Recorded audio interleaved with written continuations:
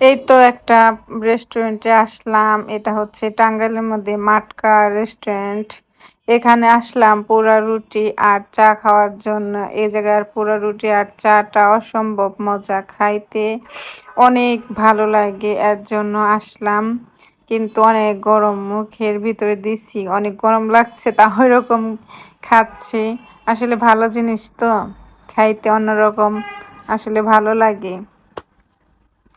যাই হোক, সারাদিন অনেক ঘুরলাম, ঘুরে টুরে ক্ষুধা লাগছে, এই জায়গায় একটু চা রুটি খাচ্ছি, ক্ষুধাটা একটু দমায় রাখার চেষ্টা করছি। আরও আমি অনেক ছবি ভিডিও আপলোড দেব পরে। কিন্তু এই রেস্টুরেন্টটা কিন্তু অসাধারণ সুন্দর। টাঙ্গাইলের মধ্যে কম বেশি সবাই জানেন, চেনেন, অনেকে এসেছেন, দেখেছেন। কিন্তু আমার কাছে তো খুবই ভালো লাগে, মাঝে মাঝে আসি, এসে চাটা খাই।